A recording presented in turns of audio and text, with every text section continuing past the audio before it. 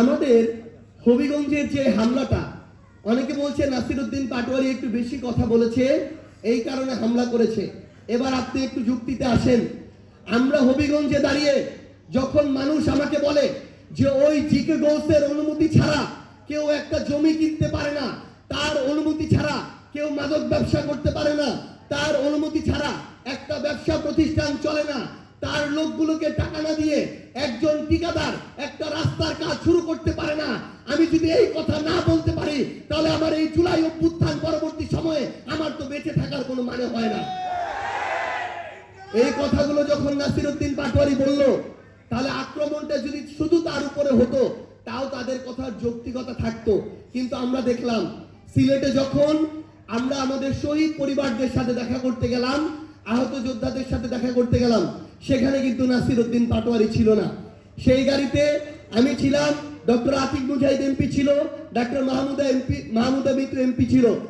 আমাদেরকে যেভাবে ইট রড দিয়ে এসে হামলা করা হলো, আমরা যেটা বুঝেছি তাদের উদ্দেশ্য এখন কোনো ব্যক্তি না, তাদের উদ্দেশ্য হচ্ছে তাদের বিরুদ্ধে কেউ যদি কথা বলে, সত্যটাকে সত্য বলে, চাঁদাবাজিকে চাঁদাবাজি বলে, লুটপাটকে লুটপাট বলে, সেই কণ্ঠটা তারা রোধ করতে চায়।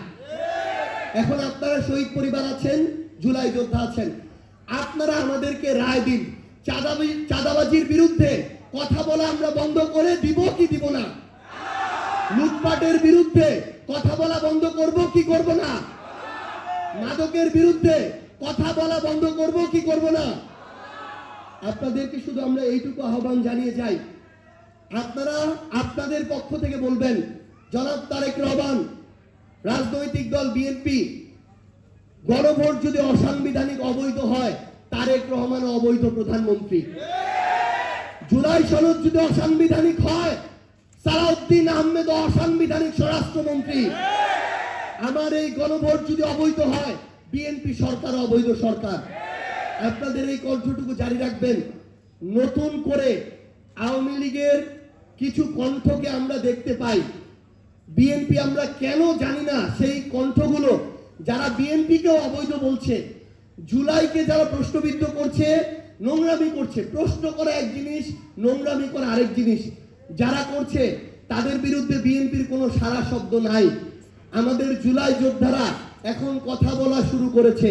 আমি শুধু আপনাদেরকে এইটুকু বলবো, হয়তো আমরা প্রত্যাশা করিনি 5 বছরে আমাদেরকে এইভাবে নামতে হতে পারে, কিন্তু যখন 6 মাসে এই অবস্থা বিএনপি সরকারের নীরবতা তৈরি করছে, আপনাদের কণ্ঠ থেকে শুরু করে আপনাদেরকে আবারও কিন্তু সচেষ্ট হতে হবে।